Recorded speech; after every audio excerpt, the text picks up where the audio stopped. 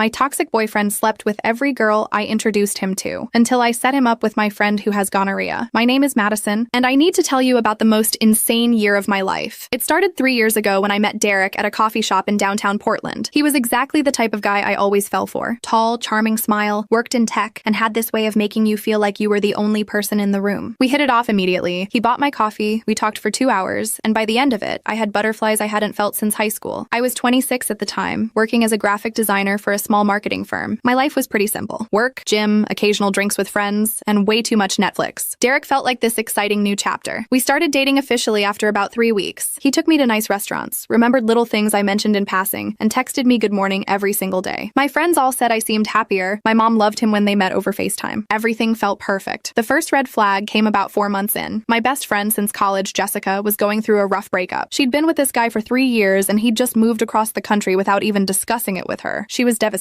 So naturally, I wanted to cheer her up. I invited her to join Derek and me for dinner one Friday night. Jessica is gorgeous. Like, objectively stunning. Long dark hair, green eyes, and this effortless style that made everyone turn their heads. But she was my best friend. We'd been through everything together. Bad boyfriends, worse jobs, family drama. She was like my sister. Dinner went great. Derek was charming and funny. Jessica laughed for the first time in weeks, and I felt like I was doing something good bringing my two worlds together. We all had a few drinks, shared some appetizers, and made plans to hang out again soon. 2 weeks later, Jessica stopped responding to my texts. At first, I didn't think much of it. She'd mentioned being busy with work, and I figured she was just processing her breakup in her own way. But then a full week went by with nothing. No responses, no calls, nothing. I started to worry. Was she okay? Had something happened? I showed up at her apartment one evening after work. I knocked for like 5 minutes before she finally opened the door. She looked terrible. Her eyes were red and puffy, and she had this look on her face that I'll never forget. Guilt mixed with shame mixed with sadness. Jess, what's wrong? I asked, pushing past her into the apartment. She just started crying, full-on sobbing. I held her for a while, completely confused, until she finally pulled away and looked at me. I did something terrible, she said. My stomach dropped. What happened? It was a mistake. I was drunk and upset, and he was just there, and who was there? What are you talking about? She couldn't look at me. Derek. I felt like the floor had disappeared beneath me. Derek, my Derek? She nodded, tears streaming down her face. It happened the night after we all had dinner. He texted me asking if I was okay, and we started talking. And then he invited me over to his place because you were working late. And Madison, I'm so sorry. It just happened. I don't remember what I said next. I think I just left. I walked out of her apartment in a daze, got in my car, and drove to Derek's place. He was home, watching TV on his couch like nothing was wrong. When I walked in, he smiled at me like he always did. Hey babe, I wasn't expecting you tonight. Did you sleep with Jessica? I asked. No build-up, no small talk. Just straight to it. His smile faltered. For a split second, I saw something in his eyes. Panic maybe, or calculation. But then he recovered. What? No. Madison, where is this coming from? She told me everything. He stood up, walking toward me with his hands out like he was approaching a scared animal. Baby, I don't know what she told you, but nothing happened. She's probably just confused because of her breakup. You know how emotional she's been. I wanted to believe him. God, I wanted to believe him so badly. But I'd seen Jessica's face. I'd seen her guilt. She's lying, Derek insisted. I would never do that to you. You're everything to me. We fought for hours that night. He swore up and down that Jessica was making it up, that maybe she had feelings for him and was trying to sabotage our relationship. He was so convincing that by the end of it, I actually started to doubt Jessica. I know how that sounds. I know. But when you love someone and they're looking you in the eye, telling you one thing while your friend is telling you another, your brain does these mental gymnastics to avoid the pain. I chose to believe Derek. I cut off Jessica completely, blocked her number, unfriended her on everything, and told our mutual friends that she'd betrayed me. Some of them took my side. Others stayed neutral or slowly drifted away. My whole social circle got messy. Derek was extra attentive after that. More date nights, more gifts, more I love yous. He made me feel like I'd made the right choice. Like Jessica had been the problem all along. 3 months went by. Things were good, or at least I thought they were. Then I introduced him to Amber. Amber was a co-worker at my marketing firm. She'd just moved to Portland from California and didn't know anyone in the city. She was sweet, a little shy, and seemed lost in the social aspects of the office. I felt bad for her eating lunch alone every day, so I started inviting her to join our little work group. We became friends pretty quickly. She was easy to talk to and genuinely kind. When she mentioned she didn't have plans for Thanksgiving and her family was all the way in San Diego, I invited her to join Derek and me at his family's dinner. Big mistake. Amber and Derek got along great. They talked about California since he'd gone to college in Los Angeles. They laughed at the same jokes. His family loved her. On the drive home, Derek mentioned how nice it was that I'd made such a good friend. The following week at work, Amber seemed different, distant. She'd avoid eye contact with me in meetings and stopped joining us for lunch. I cornered her one day in the break room. Did I do something wrong? I asked. She looked like she might cry. No, Madison, you didn't do anything wrong. Then why are you avoiding me? She bit her lip, clearly wrestling with something. Finally, she said, I need to tell you something, but you're going to hate me. My blood ran cold. No, not again. Derek and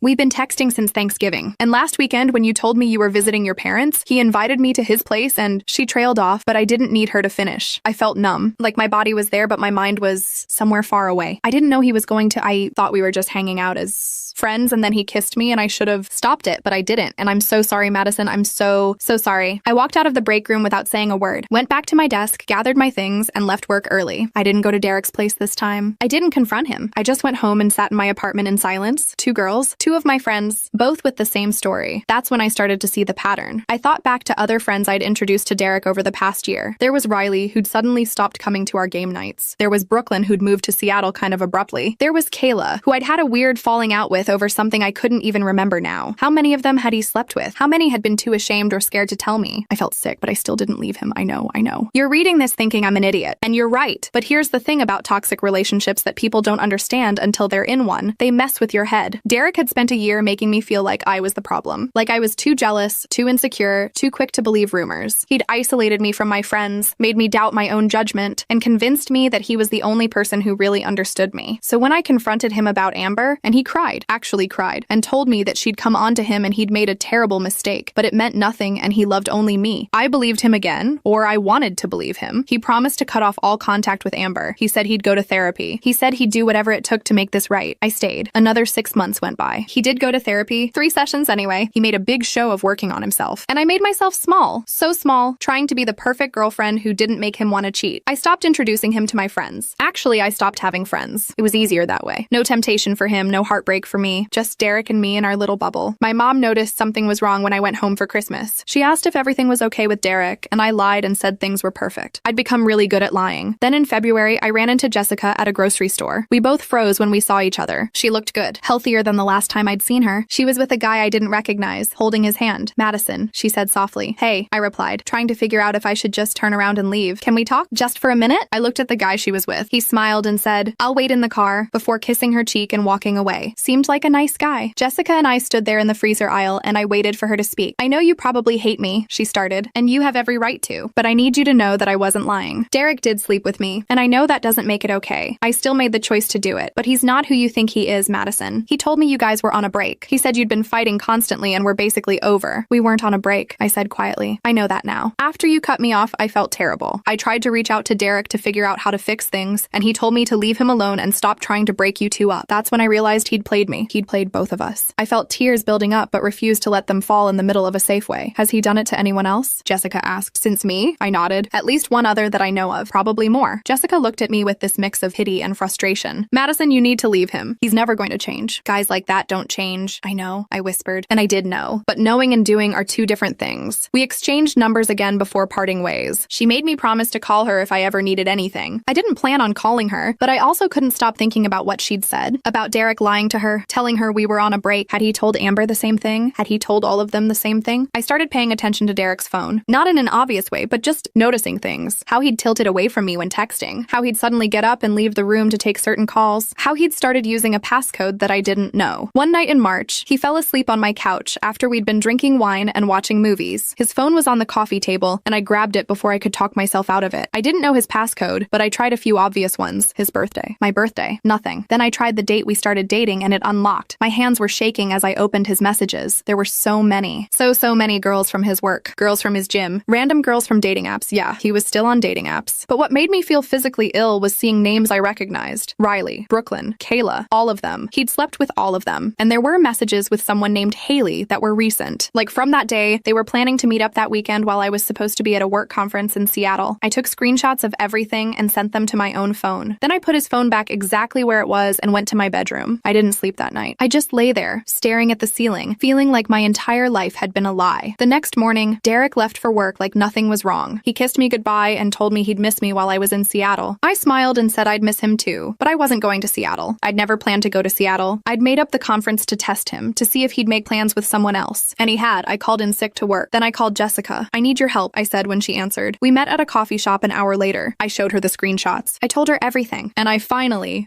admitted that I needed to leave him. I'll help you however I can, Jessica said. Do you want me to come with you when you get your stuff from his place? Eventually, I said. But first, I want to make sure he can't do this to anyone else. Jessica raised an eyebrow. What do you mean? Here's where the story takes a turn. I didn't just want to break up with Derek and move on. I wanted him to face consequences. I wanted him to understand that actions have repercussions. And I wanted to protect other women from going through through what I'd been through. I'm going to ruin him, I said simply. Jessica looked concerned. Madison, I get that you're angry, but not like that, I interrupted. I'm not going to do anything illegal or crazy. I'm just going to make sure everyone knows who he really is. I started with social media. I created a post detailing everything, the cheating, the lying, the manipulation. I didn't name names of the other women to protect them, but I was very clear about Derek's behavior. I tagged him in it and posted it to my Facebook, Instagram, and Twitter. Within an hour, the post had been shared hundreds of times. Women I didn't even know were commenting with their own stories about Derek. Apparently, I wasn't his first long-term girlfriend he'd cheated on. There was an ex from college who'd gone through something similar. Another ex from his early 20s. The post went viral in our local community. Derek's phone was blowing up. He called me 17 times in a row. I didn't answer. Then I emailed his boss at the tech company where he worked. I didn't say anything inflammatory. I just shared that Derek had been using company resources and time to meet women from dating apps and conduct affairs, and included screenshots showing him messaging women during work hours from his work computer. Yes, he'd been dumb enough to mention that in texts. His company had a pretty strict policy about personal conduct, especially anything that could be considered harassment or inappropriate workplace behavior. They launched an investigation, but I wasn't done. I reached out to every single woman whose name I'd found in his phone. I sent them all the screenshots showing that he'd been talking to multiple women at once, lying to all of them. Some didn't respond. Some thanked me. A few told me their own horror stories about him. One of them was Haley, the girl he was supposed to meet up with that weekend. She'd had no idea he had a girlfriend. When I told her, she was furious. At him, not me. She said he'd been telling her for months that he was single and looking for something serious. Haley and I actually became friends after that. She was cool. Worked in marketing like me. We got coffee a few times and bonded over what a disaster Derek was. But Derek didn't go down quietly. He made his own social media posts, calling me a crazy ex-girlfriend who was obsessed and spreading lies. He tried to turn mutual acquaintances against me. He showed up at my apartment multiple times, begging me to take him down, saying I was ruining his life. You ruined your own life, I told him through my locked door. He left threatening voicemails. He tried to get me fired from my job by calling my boss and saying I was harassing him. Thankfully, my boss was a woman who'd heard similar stories before and didn't buy his act. Eventually, Derek's company put him on administrative leave while they investigated. His social life was destroyed. All our mutual friends had taken my side once they saw the evidence, and word had spread enough in Portland's tech scene that he was basically blacklisted from the industry. He ended up moving back to Los Angeles to stay with his parents and start over. I heard through the grapevine that he'd gotten a job at some startup down there. I thought that was the end of it. I thought I'd gotten my revenge, exposed him for who he was, and could finally move on with my life. But then, about 3 months after Derek left Portland, I got a message from a number I didn't recognize. Hi, Madison. My name is Christina. I know this is going to sound weird, but I'm Derek's new girlfriend. I live in LA. I found your social media posts about him, and I need to know, is everything you said true? My heart sank. He was doing it again. Already. I called Christina immediately. We talked for over 2 hours. I sent her all the screenshots I still had saved. I told her everything. She cried. She thanked me. She said she'd been dating him for 6 weeks and already had a weird feeling something was off. Christina broke up with him that day, and she did something I hadn't even thought to do. She created a whole website about him. She called it, Is Derek Morrison Your Boyfriend? A warning. The website detailed Derek's pattern of behavior, included testimonials from me and several other women, and came up as the first result when you Googled his name. It was brutal. It was perfect. Christina and I became long-distance friends after that. She was fierce in a way I wished I'd been earlier. She made sure Derek couldn't easily victimize anyone else. Or so we thought, because 6 months later, I got another message, this time from a girl named Nicole in Denver. Derek had moved to Colorado and was up to his old tricks. Nicole had found the website before getting too involved with him, but she had a friend, Madison, yes, another Madison, which was weird, who'd already slept with him and was now ghosting her. This pattern continued. Every few months, I'd hear from a new woman in a new city. Derek kept moving, kept starting over, kept finding new victims. The website helped, but it couldn't stop everyone. Some women didn't think to Google him. Some didn't believe the warnings. Some thought they'd be different, that they could change him. It was exhausting and depressing. I'd exposed him, ruined his reputation, done everything I could think of, and he was still out there hurting people. That's when I started to feel like maybe revenge wasn't as satisfying as I'd hoped. Sure, I'd gotten him fired and run out of Portland, but so what? He'd just moved and started over. He was like a cockroach, impossible to fully get rid of. I went to therapy. I talked about Derek, about my own choices in staying with him, about the revenge and whether it had really helped. My therapist helped me understand that I'd been looking for external validation and justice when what I really needed was to heal internally and forgive myself. It helped. I started to feel better. I dated a little bit, though nothing serious. I reconnected with old friends, including Jessica, who'd been incredibly supportive through everything. I got a promotion at work. Life was actually pretty good. Then, about a year after Derek had left Portland, I met Vanessa at a party. Vanessa was loud, funny, and completely unapologetic about who she was. She worked as a bartender at a club downtown and had the best stories. We hit it off immediately and made plans to hang out the following week. Over drinks, we got on the topic of terrible ex-boyfriends. I told her about Derek. She listened intently, asked questions, and then said something that caught me off guard. Want to know something crazy? I think I might have given your ex an STD. crazy. I nearly spit out my drink. What? She laughed. Okay, so I have this theory that Derek and I hooked up about 2 years ago. You said he's tall, works in tech, has a tattoo of a compass on his shoulder? Oh my god, that's him. Yeah, we matched on Tinder and hooked up a few times. He told me he was single. Then one day he just ghosted me. But here's the kicker. I found out a few weeks later that I had gonorrhea. I texted him to let him know he should get tested and he blocked me. He gave you gonorrhea? I was stunned. Or I gave it to him. Either way, one of us was patient zero in that situation. I got treated, obviously, but I have no idea if he ever did. For all I know, he's out there spreading it around. And that's when the idea hit me. The actual revenge that would mean something. Vanessa, I said slowly. Do you still have gonorrhea? She laughed. What? No, I got that cleared up like 2 years ago. Why? Damn, I said, mostly to myself. Why would you? Oh my god. Vanessa's eyes went wide. Madison, are you thinking what I think you're thinking? I don't know what you're talking about, I said innocently. You want to give Derek an STD as revenge? I would never do that, I said. But my mind was racing. Could I? Should I? Was that completely insane? That's so messed up, Vanessa said, but she was grinning. Also kind of genius. Also completely crazy. Also, I kind of love it. It's just a thought, I said. I'm not actually going to do anything, but I couldn't stop thinking about it. Here's the thing. I'm not a vengeful person by nature. The social media posts and the email to his work had felt justified because I was just telling the truth. But actively giving someone an STD? That was different. That was potentially illegal. That was definitely unethical. But it would also be poetic justice, wouldn't it? Derek had been spreading emotional disease for years, infecting women's lives with his lies and manipulation. Maybe he deserved to deal with an actual infection for once. I told myself I wasn't going to do anything. I went home that night and tried to forget about the conversation, but then I got another message, this time from a girl named Emma in Austin, Texas. Derek had moved again. Emma had found the website, but too late. He'd already cheated on her with 3 different women and given her chlamydia. I had to call my previous partners and tell them to get tested, Emma wrote. It was humiliating. And Derek won't even respond to my messages? I don't know if he got treated or if he's out there giving it to other people. That's when I snapped. I called Vanessa. Do you know anyone who currently has gonorrhea? She was quiet for a second. Then, are you serious right now? Dead serious. Madison, I cannot be an accessory to whatever you're planning. You're right. Forget I asked. Another pause. Then, but hypothetically, if I did know someone, what would you want me to do? Introduce her to Derek, let nature take its course. Vanessa sighed deeply. You know this is crazy, right? Like absolutely batshit crazy? I know. And probably illegal? Probably. And definitely makes you as bad as him? That gave me pause. Was I as bad as Derek if I did this? Was I stooping to his level? Or was this just karma finally catching up to him? Maybe, I admitted, but I don't care anymore. He's out there hurting people, Vanessa. He gave Emma chlamydia and didn't even tell her. He's a walking biohazard. Someone needs to stop him. And that someone is you? Self-appointed STD vigilante? When you say it like that, it sounds bad. Vanessa laughed despite herself. Because it is bad, Madison. Look, I get it. I really do. But this isn't going to make you feel better. Trust me, she was probably right. But I was beyond rational thought at this point. I'd spent 2 years of my life with Derek. I'd lost friends. I'd lost time. I'd lost part of myself to his manipulation. And he was still out there, doing the same things to other women, facing no real consequences. Just think about it, I said to Vanessa. That's all I'm asking. You're insane, she said. But she didn't say no. We hung up, and I sat with my thoughts for a long time. Was I really going to do this? Was I really going to cross this line? The answer, I decided, was no. It was too far, too risky, too wrong. But then 2 weeks later, Vanessa called me. Okay, so don't get mad, she started. That's never a good way to start a conversation, I said. I have a friend. Well, a friend of a friend. Her name is Tiffany, and she might have gonorrhea. Currently. Like, right now. My heart started racing. Vanessa, listen, before you get all excited, she's going to get treated. She just found out a few days ago and has a doctor's appointment next week. But I mentioned your situation. Not any details, just that you had a toxic ex. And she said something interesting. What did she say? She said her ex gave her gonorrhea and then ghosted her when she tried to tell him. And she's been thinking about how unfair it is that guys like that face no consequences. So I told her, hypothetically, what if there was a way to make a guy like your ex face consequences? Vanessa, what did you do? Nothing. I just planted a seed. Tiffany's the one who said she'd be interested in meeting your ex before getting treated. You know, karma and all that. I couldn't believe what I was hearing. So you're saying this girl, Tiffany, would be willing to knowingly sleep with Derek while she has gonorrhea? I'm saying she's open to a conversation. But Madison, you need to think really carefully about this. Once you cross this line, you can't uncross it. She was right. This was a point of no return. If I went through with this, I was no longer the victim. I was the villain. Or maybe the anti-hero. I honestly didn't know anymore. Let me meet her, I said. I just want to talk to her. Vanessa set up a meeting for that weekend. The 3 of us met at a quiet bar on the east side of town. Tiffany was not what I expected. She was a school teacher in her early 30s, dressed conservatively, with kind eyes and a gentle demeanor. She looked like someone who'd never done anything morally questionable in her life. So Vanessa tells me you have a toxic ex who needs to be taught a lesson, Tiffany said after we'd ordered drinks. I gave her the full story. Everything. The cheating, the lying, the manipulation, the STD he'd given Emma. When I finished, Tiffany nodded slowly. My ex gave me gonorrhea and then blocked my number, she said quietly. I felt so violated. Not just physically, but emotionally. He knew he had it and didn't tell me. I had to call my sister and tell her to get tested because we'd shared drinks a few times. It was mortifying. I'm so sorry, I said sincerely. The thing is, Tiffany continued, I'm not a vengeful person. I teach second grade. I believe in kindness and forgiveness and all that, but some people don't deserve forgiveness. Some people deserve to understand what it feels like to be on the receiving end of their own cruelty. So you'd really do this? I asked. You'd really sleep with Derek before I get treated? Yeah, I think I would. Not because I want to hurt him necessarily, but because he should know what it's like. He should have to deal with the doctor's appointments, the antibiotics, the embarrassment of calling past partners. He should face at least one real consequence for his actions. It felt surreal to be sitting there plotting this, like I was in a movie or a fever dream. But it was real, and it was happening, and I had to decide if I was really going to go through with it. Okay, I said finally. Let's do it. The plan was simple. I still had access to Derek's social media. He'd never blocked me because he thought I'd moved on. I could see that he was back in Portland for work, staying for a few weeks. He'd posted about it on his Instagram. Vanessa created a fake Tinder profile for Tiffany using photos that were flattering, but not reverse image searchable. We crafted a bio that would appeal to Derek's type. New to Portland, love hiking, craft beer, and intelligent conversation. Not here for games. Then Vanessa swiped right on Derek's profile. It took less than 12 hours for him to match and message her. His opening line was painfully predictable. Hey beautiful, what brings you to Portland? Tiffany played it perfectly. She was flirty but not too eager. Interesting but not too available. She mentioned she was only in town for a couple weeks for work and was looking to meet new people. Derek ate it up. Within 3 days, they'd moved from Tinder to texting. Within a week, they'd planned a date. I felt sick the entire time. What we were doing was wrong. I knew it was wrong, but I couldn't stop it. Or maybe I didn't want to stop it. The night of their date, Tiffany texted me updates. They'd met at a wine bar. Derek was exactly as charming as you described. They were having good conversation. He'd already lied about his job and his relationship history. At the end of the night, Derek invited Tiffany back to his hotel. She said yes. I didn't sleep that night. I kept my phone next to me, waiting for Tiffany's message that it was done. At 2:47 a.m., my phone buzzed. It's done. I felt a rush of emotions I couldn't untangle. Relief, satisfaction, guilt, horror, all of it mixed together into something I didn't have a name for. Tiffany came over to my apartment the next morning. She looked tired but calm. Are you okay? I asked. Honestly, I don't know. I don't regret it if that's what you're asking, but I also don't feel as good about it as I thought I would. Revenge is weird like that. Tell me about it, I said. He's exactly like you described, Tiffany continued. Super charming, great at making you feel special. If I didn't know his history, I would have fallen for it completely. I can see why you stayed with him for so long.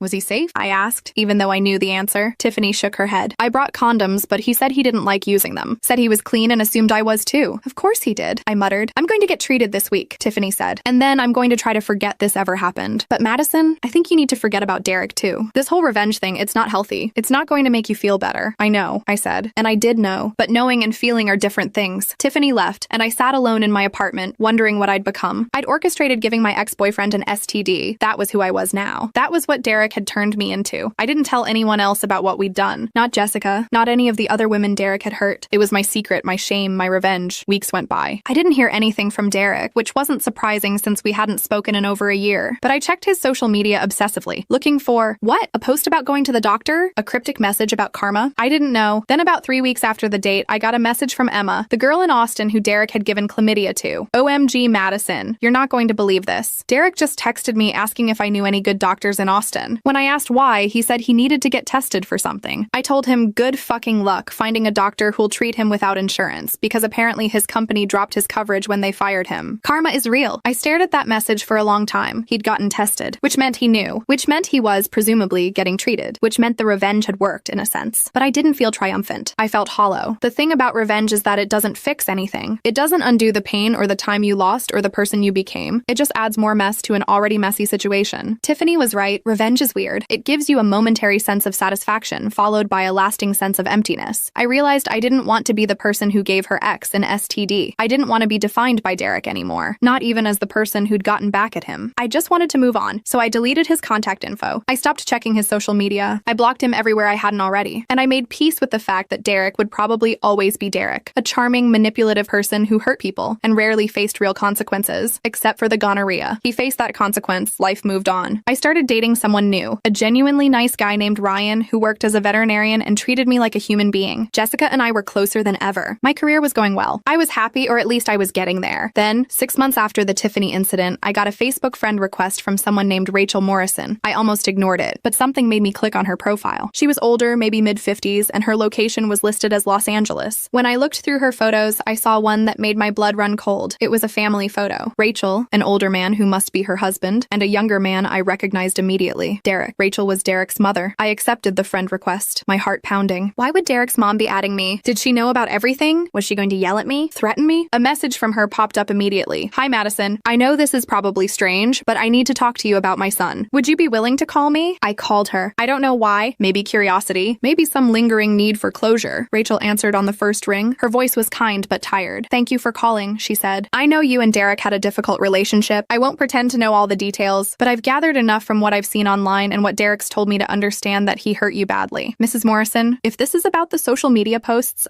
No, she interrupted. I'm not calling to defend Derek. I'm calling to apologize. That threw me. Apologize? Derek is my son and I love him, but I'm not blind to who he is. I've watched him hurt people his entire life. Women, friends, coworkers. He's charming and intelligent and completely self-centered. And a lot of that is my fault. I don't understand, I said. Rachel sighed deeply. His father and I divorced when Derek was 7. His father cheated on me repeatedly, flaunted it, and never faced any consequences. He'd charm his way out of every situation, and I'd take him back every time until I finally couldn't anymore. Derek learned from watching that. He learned that charisma can get you out of anything, that people are disposable, that consequences are for other people. I didn't know what to say. I've tried to talk to Derek about his behavior over the years, Rachel continued. I've begged him to go to real therapy to understand why he does what he does, but he won't. He thinks he's fine. He thinks everyone else is the problem, and I've enabled that by always being there to help him when his life falls apart. Why are you telling me this? I asked. Because I want you to know that what Derek did to you wasn't your fault. None of it was, and I want to thank you for finally making him face some consequences. The social media posts, the job loss, all of it. It's the first time in his life that his actions have really caught up with him. I don't think any of it made a difference, I said honestly. He's still out there doing the same things. I know, Rachel said sadly, but at least now there's a record. Other women can Google him and find out who he really is. That's something. And maybe eventually he'll look at himself and realize he needs to change. I doubt it, but I have to hope. We talked for about an hour. Rachel told me stories about Derek's childhood, about his father, about her own regrets as a parent. It was sad and strange and oddly healing. By the end of the conversation, I felt like I understood Derek better, even if that understanding didn't excuse anything he'd done. I hope you're doing well, Madison, Rachel said before we hung up. You seem like a lovely person. Don't let what my son did define you. Thank you, Mrs. Morrison. I'm trying not to. After that call, something shifted in me. I realized that Derek was a product of his environment, his upbringing, his father's behavior. That didn't excuse his actions, but it contextualized them. And it helped me finally let go of the anger I'd been carrying. I never told Rachel about the gonorrhea. I figured that was a secret I'd take to my grave. Only Vanessa, Tiffany, and I knew, and we'd all agreed never to speak of it again. Life continued. Ryan and I got serious. We moved in together. I got another promotion. Jessica got engaged to the guy I'd met her with at the grocery store. Everything was falling into place. Then, almost 2 years after the Tiffany incident, I got one final message about Derek. It was from a woman named Lindsay. She'd seen the website Christina had made and wanted to thank me for creating it, even though I hadn't. Christina deserved all the credit for that. Because of your website, I was able to avoid Derek completely, Lindsay wrote. He tried to match with me on Bumble, but I Googled him first. When I saw everything, I not only didn't match with him, I screenshot his profile and shared it in a local women's group to warn others. Several women said they'd also encountered him and had similar experiences. We've basically blacklisted him from the dating scene here in Denver. Just wanted you to know that your bravery in speaking out probably saved a lot of women from getting hurt. I read that message 3 times, and for the first time in years, I felt like maybe, just maybe, all the drama and revenge and mess had been worth something. Not because Derek had been punished, but because other women had been protected. Because speaking out had created a ripple effect that went beyond my own pain. I never heard from or about Derek again after that. I have no idea where he is now or what he's doing. Maybe he moved to another country and started over. Maybe he finally went to therapy and worked on himself. Maybe he found someone who could tolerate his behavior. I don't know, and I don't care. What I do know is this. I wasted 2 years of my life on Derek, and I spent another year consumed by revenge. 3 years total that I'll never get back. But those 3 years also taught me about myself, my strength, my weaknesses, my capacity for both forgiveness and pettiness. They taught me what I will and won't tolerate in relationships. They taught me that revenge might feel good in the moment, but rarely provides lasting satisfaction. And they taught me that the best revenge isn't giving your ex an STD or ruining his career. The best revenge is living well, moving on, and becoming someone who would never tolerate that kind of treatment again. Though I have to admit, the gonorrhea thing was pretty satisfying too. Ryan proposed last month. We're getting married in the fall. Jessica is my maid of honor. Vanessa is a bridesmaid. Even Christina is flying out from LA to attend. We've all become this weird little support group of women who've dealt with toxic men and lived to tell the tale. Sometimes when we're all together, someone will make a joke about Derek. We'll laugh about his ridiculous lies or his terrible tattoo or the time he tried to claim he'd invented some tech thing that already existed. The jokes have lost their edge now. They're just funny stories about a guy who turned out to be a disaster. And sometimes, late at night when I can't sleep, I wonder if Derek ever thinks about me, if he ever regrets what he did, if he ever got that gonorrhea treated, or if he's still out there spreading it around like he spread his lies. But mostly, I just don't think about Derek at all anymore, and that, more than any revenge I could have planned, is the real victory. Though, if I'm being completely honest, I still check the website Christina made about once a year, just to see if there are any new comments. rumors. The most recent one, from 3 months ago, was from a woman in Miami who wrote, "Derek Morrison tried to match with me on Hinge. Thanks to this site, I dodged a bullet. Keep fighting the good fight, ladies." Yeah, we will.